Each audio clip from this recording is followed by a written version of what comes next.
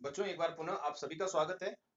पिछले वीडियो में हमने जो बात की थी वो करंट इलेक्ट्रिसिटी की बात की थी। तो करंट इलेक्ट्रिसिटी में हमने क्या पढ़ा था? करंट इलेक्ट्रिसिटी में पढ़ा था हमने कि जो आवेश होता है, आवेश जो है वो क्या होता रहता है, एक स्थान से दूसरे स्थान तक बहता है। यानी study of charges when it is in motion, जब ये गति की अवस्था में होता है चार्ज, उसको हम करंट इलेक्ट्रिसिटी कहते हैं। अब बात आई थी वहां पे कि इसके लिए जो है वो किसकी आवश्यकता होती है? माध्यम की आवश्यकता होती है। बिना माध्यम के जो है वो एक स्थान से दूसरे स्थान तक नहीं जाता है।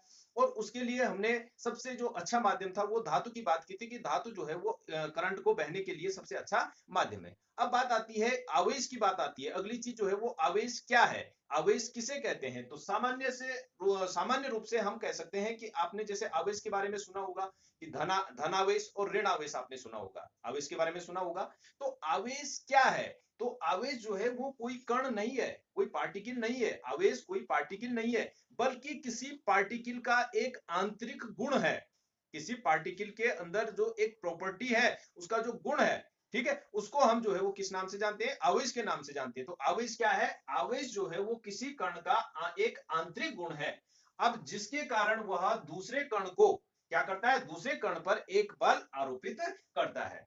आवेश क्या है? आवेश जो है वो किसी कण का एक आंतरिक गुण है, जिसके कारण वह दूसरे जो कण है उस पर एक बल जो है वो आरोपित करता है।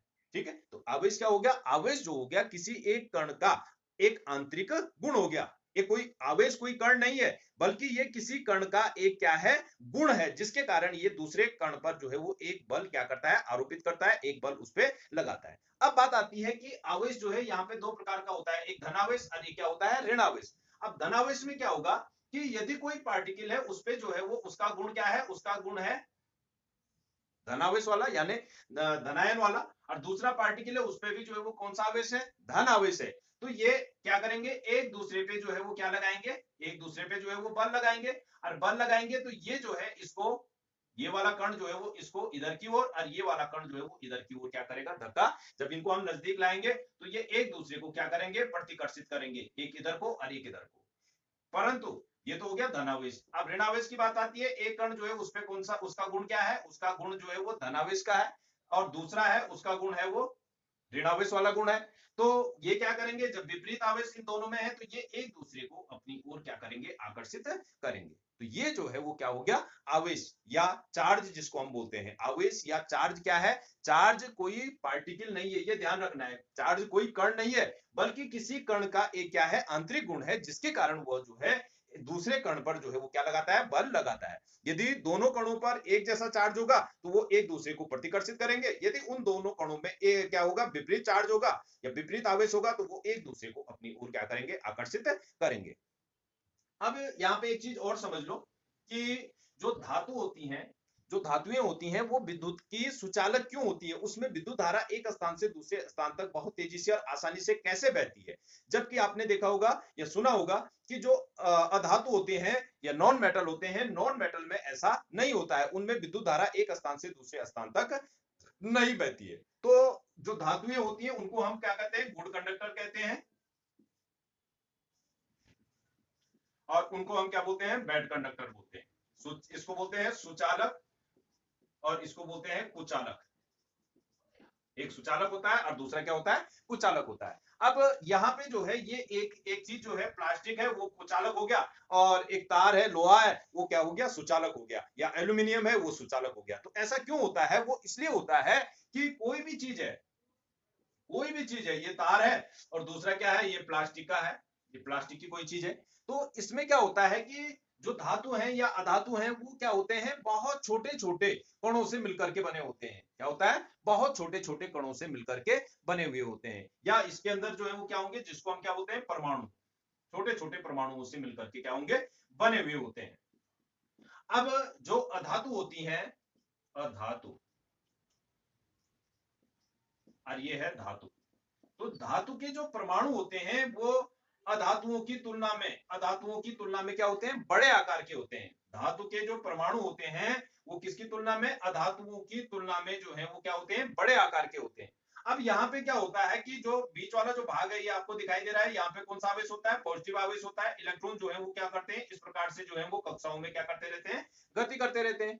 अब इसका आकार बड़ा होने के कारण और इसका आकार छोटा होने के कारण दोनों में क्या अंतर आ जाता है कि इसमें क्या होता है कि यहां से जो पॉजिटिव आवेश है ये क्या करता है, इलेक्ट्रॉनों को अपनी ओर खींच के रखता है। अब इलेक्ट्रॉनों को खींचने के लिए, क्योंकि यहाँ पे जो है वो जगह, यहाँ से यहाँ तक की दूरी जो है वो क्या हो जाती है, बढ़ जाती है। तो दूरी के बढ़ने से क्या होता है कि इन इलेक्ट्रॉनों पर जो फोर्स होता है वो फोर्स क्या हो जाता है, कम कम बल लगता है। और कम बल लगने से कभी ये इलेक्ट्रॉन जो है वो क्या हो जाते हैं, बाहर निकल जाते हैं, मुक्त हो जाते हैं। क्या हो जाते हैं, मुक्त हो जाते हैं। जबकि यहाँ पे अधातुओं की यदि हम बात करें तो अधातुओं में क्या होता है, अधातुओं का आकार जो है वो छोटा होता है। तो नाभिक के द्वारा जो इलेक्ट्रॉन होते हैं वो इलेक्ट्रॉन जो है वो मजबूती से पकड़े हुए रखता है, ये इलेक्ट्रॉन मुक्त नहीं करते हैं। ठीक है, और यही कारण है कि इनमें जो है वो विद्युत धारा क्या हो जाती है, बहुत आसानी से बह जाती है। जबकि इनमें जो अधातु होते हैं, अधातुओं में विद्युत धारा नहीं बहती है। अब बात आती है, अगली चीज जो है वो आती है बात विद्युत धारा की, बात आती है कि विद्युत धारा क्या होती है। विद्युत धारा जो चैप्टर में आपके पास सबसे पहली चीज है वो क्या है, विद्युत धारा। तो विद्युत आवेश के प्रवाह की दर को, विद्युत आवेश के प्रवाह की दर को क्या कहते हैं, विद्युत धारा कहते हैं। इसकी डेफिनेशन क्या हो गई, विद्युत आवेश के प्रवाह की दर को क्या कहते हैं, विद्युत धारा कहते हैं। और विद्युत धारा को जो है वो किससे डिनोट करते हैं, आई से डिनोट करते हैं। विद्युत धारा को किससे डिनोट करते हैं, आई से डिनोट करते हैं। तो I इज इक्वल टू होता है विद्युत धारा यानी I, तो I इज इक्वल टू होता है Q अपॉन T।